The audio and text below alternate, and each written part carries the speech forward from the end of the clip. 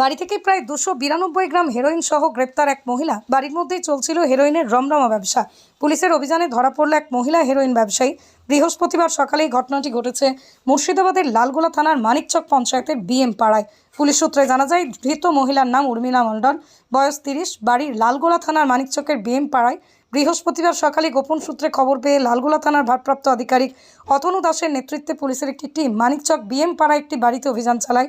সেখানে উর্মিলা মণ্ডলের বাড়ির তল্লাশি চালিয়ে বিছানার নিচ থেকে উদ্ধার হয় 292 গ্রাম হেরোইন। এরপরই উর্মিলা মণ্ডল নামে এক মহিলাকে গ্রেপ্তার করে পুলিশ।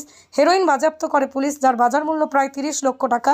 ধৃত ওই মহিলা হেরোইন ব্যবসায়ী বলে জানা যায়। আজ 7 দিনের পুলিশ হেফাজতের আবেদন জানিয়ে বহরমপুরের এনডিপিএস আদালতে পাঠাবে ধৃত মহিলাকে বলেই জানা যায়। এই হেরোইন কারবারের সঙ্গে আর কে কে জড়িত তদন্ত করছে লালগোলা থানার পুলিশ।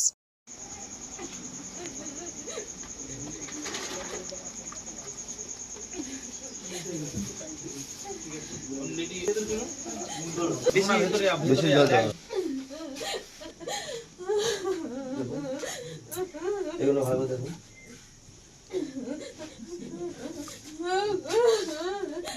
রাখুন রাখুন এটা